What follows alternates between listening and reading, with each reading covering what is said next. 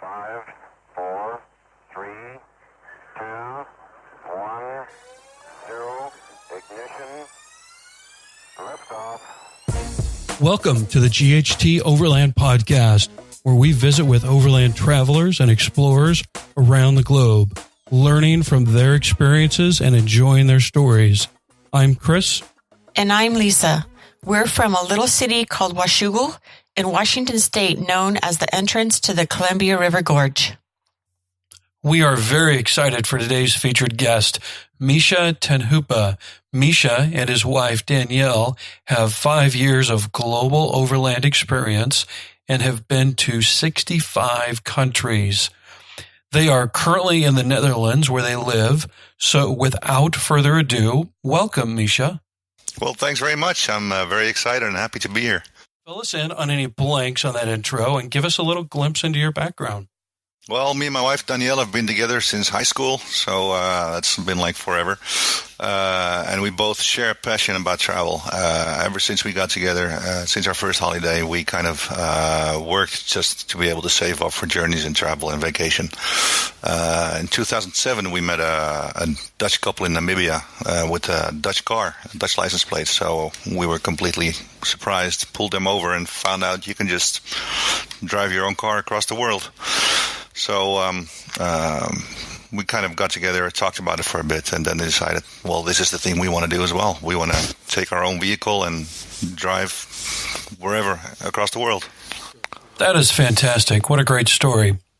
Now, I am aware that the vehicle you had used on your last trips has, you sold that. But tell us about that vehicle a little bit, if you would. That vehicle is the coolest ever. It's humongous, so you never have a problem with right-of-way. It's a 1987 Mercedes truck, 16 tons.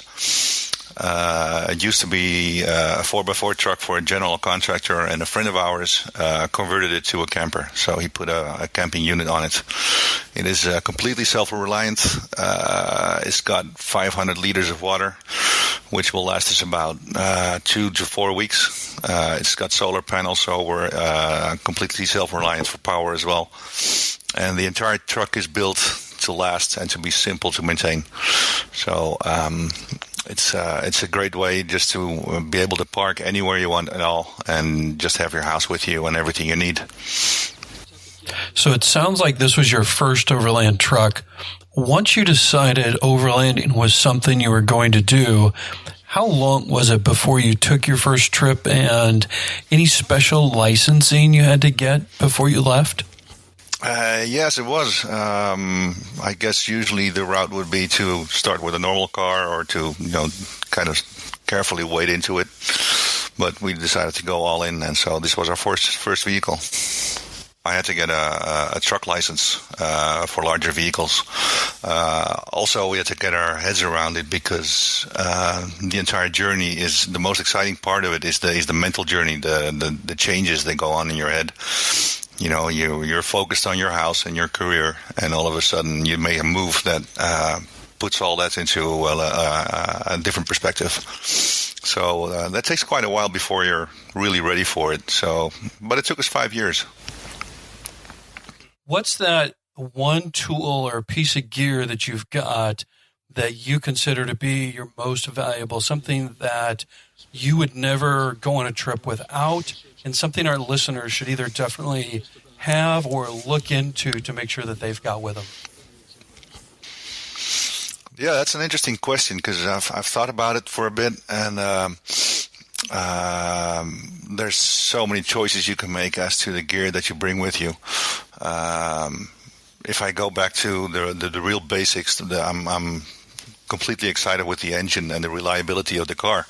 I mean, it's huge. It's like 900 cubic inches, 14.5 liters, and it's reliable, and it will just be there for you whenever you need it. As far as normal equipment is concerned, there's two things that stand out. One is our Coleman portable oven, and the other is a motorcycle we had with us. They're kind of totally different concepts, both of them, of course. But the Coleman oven was so much fun. It's a fold-up oven. You can put it over any heat source, and you can make bread in it and beer chicken or whatever. So that was we had a lot of fun with that. But also like I said earlier, the motorcycle. We had a 125 motorcycle, a Yamaha Trailway on the back, and that enabled us to be mobile, a lot more mobile than with the truck, because it's a huge machine that's kind of difficult to park, or it stands out. And with the little motorcycle, you can go anywhere, and you can really increase your range. Also, we got that for safety reasons. Or security reasons, that if we end up getting stuck somewhere in the desert with a broken engine, a broken car, or whatever, I could take the motorcycle and go to civilization. Gotcha. Okay. Just curious, did that require any extra licensing or anything else you have to do? The truck and the motorcycle. The motorcycle. Yeah, you have to get a motorcycle license in Holland for any motorcycle more than 50 cc's. Interesting. Now, I'm guessing all your destinations are absolutely beautiful in their own way. If you were to pick your top 2 or 3 destinations, tell us about those and what made them so special. Oh, I really, really, really hate that question, because, like you said, all our destinations have been great. Yep. Whether it's been Hong Kong or South Africa or Namibia. But from all our destinations, one of the destinations that really stands out was Antarctica. That was not an overland experience, of course, but it was just one of their destinations. Antarctica was completely amazing. It was, as you can see, it's difficult to find words to describe it. The total isolation, the beauty of nature, the difficulty you have just to be able to get there. You have to go through the Drake Passage, which is a ridiculously volatile piece of ocean, just to get there. So I ended up being seasick for just 4 days just to get there. And when you get there, it's so beautiful. It is so quiet. It is so pure and clean and amazing. So that was really one of the most amazing places we've been to. When I look at our overland journey, we've been asked, what country stands out? What's the one of your favorites? And I've never been able to say that this or that country is our favorite, because it's not so much the country that stands out as it's the journey. You don't have a destination. The journey is your destination. So it didn't really matter if we were in Malawi or in Sudan. I mean, both of them were amazing and beautiful in their own way. And I'm not really able to put one above the other. So that's... And I think that's what's really important for our listeners to hear is you just have to get out and do these trips, right? So you don't have to pick the perfect destination or spend weeks and lots of hours researching, hey, where should I go first? It's just about getting in your vehicle and getting out there and experiencing that journey. Oh, absolutely. I mean, we've come across the most beautiful spots in the most unlikely places. We were in Tanzania in Dar es Salaam, which is a city without much appeal. And we decided for the hell of it with friends of ours to make a crossing for a few days to Zanzibar. And it was so beautiful. It was picture perfect, white sandy beaches, palm trees on the beach. We had a hotel for a few days right on the beach. It was amazing. And then we had really, really high hopes for Kenya. And Kenya is beautiful. It's got the plains, it's got the Big Five, it's got all the game. But it was at least as beautiful as any other country around it. So yeah, it doesn't really matter where you go as long as you just go. Good. So let's jump back to gear for just a bit. One of my favorite questions is the things that you would think you absolutely have to have and you pack with you. Like, I generally pack pretty heavy, and then I look at my gear and I'm like, I don't need half of this stuff. What are some of the things that you originally packed maybe on your first trip and realized that you just don't need to have with you and you've never taken with you since? Yeah, good question. We asked the exact same question to people we met on the road, Yeah. and she told us she really missed egg cups, which I found completely ridiculous and funny. But for us, the piece of equipment that we had with us that we didn't really need turned out to be the generator. It takes up a lot of space. It's kind of a pain in the butt to maintain. And it turns out the engine is also a generator, so we ended up rewiring the electrics on the engine so that we didn't need that generator, and we donated the generator to some guy in Uganda. Oh, good. So you're not saving that much fuel, or what was the reason that the generator just wasn't something you used and the engine was either easier or more efficient?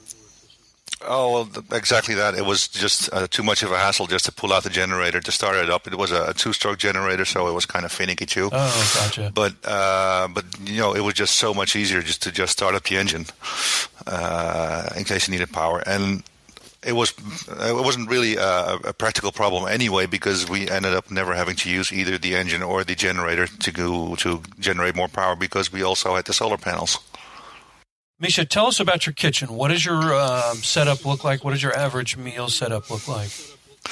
Yeah, kitchen. We'll have to go multiple on it because we have two kitchens. We have an indoor kitchen with a propane stove and hot water and a fridge freezer. Okay. Which we pretty much only use for breakfast for just a cup of coffee or tea. And where my wife usually prepares the food, just to cut the meat or the veggies or whatever. 9 out of 10 times we're cooking outside, and there we just have a really simple Coleman setup, a Coleman fuel stove, with of course the Coleman portable oven, and a braai, which I guess in America you'd call a barbecue. We do anything over fire, so even for breakfast sometimes. I'd like to know what a favorite recipe might be while you're traveling. She's got a Indonesian background, so one of the favorite dishes from the two of us is satay, which is chicken skewers with a peanut sauce, and it's really easy to make. It's really easy to barbecue, and even though I'm not Indonesian, it kind of reminds me of home because we always eat it at home. So how do you guys organize, shop, and budget for your groceries, making sure that you have enough stuff on board with you? And then if you could add to that just a little bit, like one thing I'm super curious about when you're in these smaller villages and towns, any tips that you've got for picking up fresh meats and vegetables? Good question again. Well, because we have a really huge truck space is never a problem, so we can shop as much as we like, which is really comfortable. So most of the time we ended up just shopping in shopping markets, in big supermarkets, just like at home. They have them everywhere in the world and in the major cities, so we could usually stock up there for at least a couple of weeks. But of course, you end up having to go shopping in the towns and the villages and in the markets. In Africa, people sell stuff alongside the road as well, and it's kind of funny the way that they sell stuff, because they tend to sell the same exact product for miles and miles and miles on the road. So one day they sell nothing but tomatoes, and the next day it's all onions, and the next day it's mangoes or something. But you can get nothing else but whatever they're selling at that time. The produce that they sell, it's all fresh, it's all amazing. And when you go to the local markets, the outside markets, it's easy as well, because it's really cheap. It's really fun to do, because usually there's a language barrier. So you point out stuff and you start, miming out what you want and how much you want, and they start telling you how much you have to pay, and you have no clue what they just said.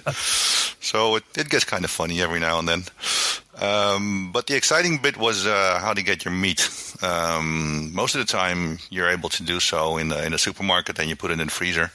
But every now and then you'd have to shop for meat along the road. And I'm not sure if you've seen this, but sometimes they have open air butchers just alongside the road, and there's a dead animal just hanging from hooks in the middle of Africa, which doesn't really give you the idea that it's clean and that it's safe to eat. But the biggest tip there is if you buy your meat early in the morning when the animals have just been slaughtered and there's still no flies on it, you're pretty much safe. One of the things to remember, though, is that most of those animals haven't been really raised the way that we're used to, so the meat is going to be lean and stringy. So for that, we brought along a meat grinder, which we smart. turned it up, which we ended up using like once. Okay, very good. It was too much of a hassle to clean. Yeah. Okay, those are some great tips. How do you manage laundry on the road? Did you guys have a washer dryer on board, or what was your setup? It was fun. We had a nifty little setup, and it was really simple. We had a bucket with a lid on it, and you put in your laundry and some detergent, and you close the lid, and you start driving. And at the end of the day, it's clean. You rinse it out, you hang it up, and you're good to go. And is that something that you came up with, or was that a product that you were able to purchase? It's one of the tips we got from friends and from other travelers that showed this. I think I found it online, actually, on YouTube somewhere. And it was just a great idea, and it's so simple. It'll never break down. It doesn't take any power, and it's really efficient. And you never had any problems with, your laundry didn't get done, or it wasn't clean, or you had to do it twice? No. When we're traveling like this, one of the things we did is we didn't bring any whites because there's just no way it's going to stay white. Okay. And every now and then we'd, give it a go with the bed sheets, for instance. We give it to some lady who wanted to clean it for us, and they take it down to the river and beat it with a stick and some soap. We kind of did that just because she wanted to do the work and the job, because most of the time when we got those sheets back, they'd end up having new spots and stains that they didn't have before. Okay. Very good. So, Mischa, I don't know about you, but I can go a few days without a shower and without cleaning up, but after that, I really prefer to get a shower or clean up somehow. Did you have a full bathroom and shower on board, or what's your preferred setup for bathing? Yeah, that was one of the big things that made us decide to go for a truck instead of a car, is that we wanted a full-size shower on board. Also, with a car, you have all kinds of weight restrictions, and with a truck, you don't, or they're a lot further along. So we had a full-size shower bathroom, and we had 500 liters of water, which is, I think, about 150, 200 gallons. No, it's not. No, about 150 gallons. So that water would last us about 2 to 4 weeks. And with that, we could just shower every day and drink the water and just use it for whatever it is. And we had so much water that we didn't have to worry about it. Also, we had a fuel filter system on the truck. So we could... Well, we didn't, but we could have gotten water out of a river, and the filter system would have made it potable water. Okay. Very good. So you're traveling to all these amazing locations on vacation every day. Life couldn't be better. However, we all know life is full of unexpected challenges. So take us to a time that was a real challenge for you, and you just didn't know how you were going to get out of that situation and how you resolved it. Yeah, that was in Malawi. Malawi is an amazing and beautiful country. Well, I guess all of them are. But we were driving along a small dirt road, and we had oncoming traffic. And I decided to be the gentleman and make way for this traffic. It was a small Land Rover. So I got to the side a little bit, which looked dry. But then I found out that the first 2 inches of soil was dry. And below that was a ditch. And it was a 4-foot ditch. So all of a sudden, the 2 left wheels are in a 4-foot ditch, and the truck feels like it's just about to tip over. And there's just no way we're getting out of this one. So I had my wife and my sister-in-law with us, and I looked really cool, but I was panicking inside. Yeah, I can imagine. Yeah, so the Land Rover driver, he felt really guilty as well. He tried to help us, and he got some friends of his to show up with the Land Rover with the winch, which was really sweet and cute. But a 3,500 kilo Land Rover is never ever going to pull out a 16-ton truck.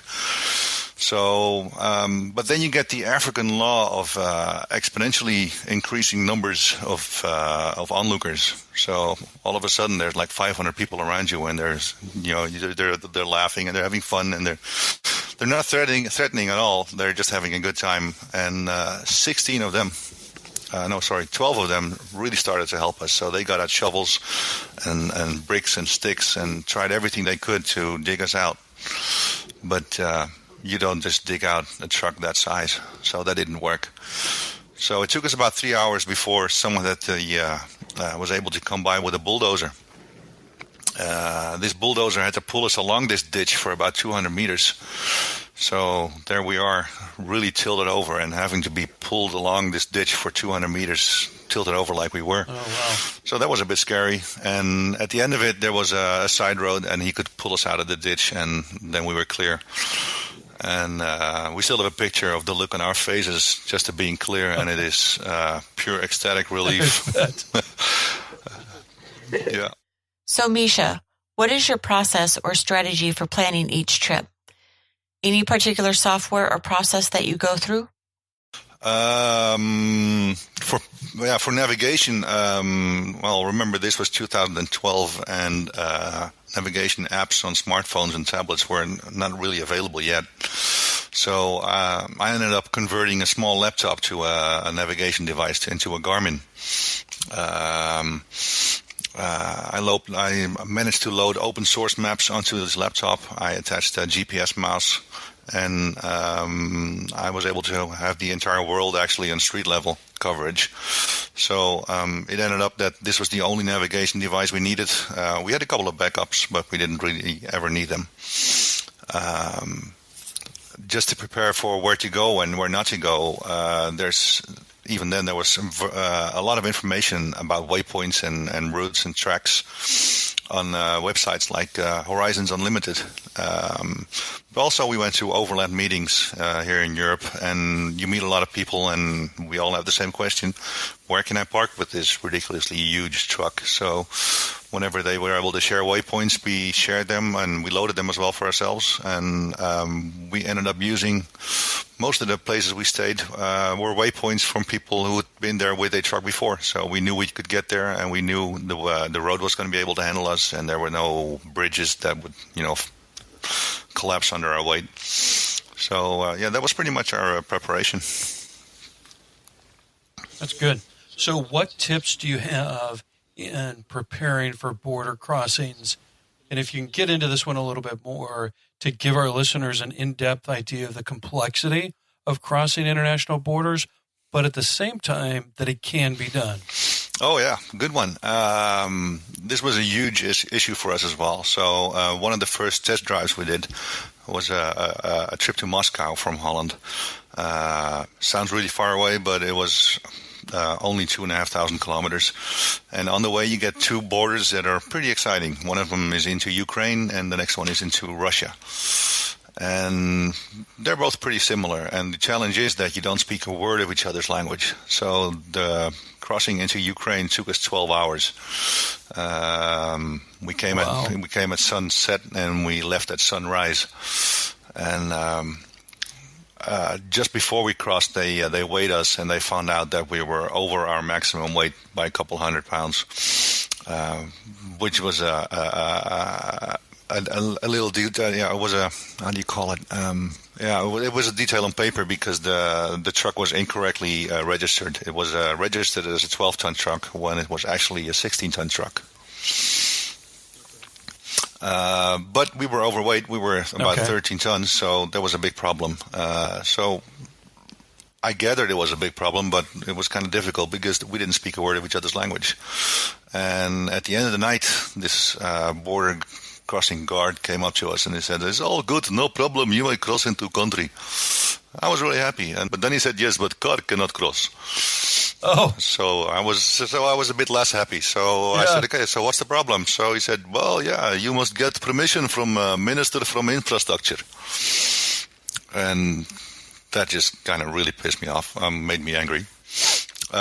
So I just acted surprised and said, "Oh, But you mean I have to call Dimitri? Dimitri is a good friend of mine. I whipped out my phone and said, I'll call Dimitri now. But remember, it was 4 a.m. So he got really excited. He said, stop, no call Dimitri. He didn't know Dimitri. I just made up the name Dimitri. Yeah. But he thought I was going to call the Minister of Infrastructure and at 4 a.m. So he said, stop, no call. You go. So we crossed the country.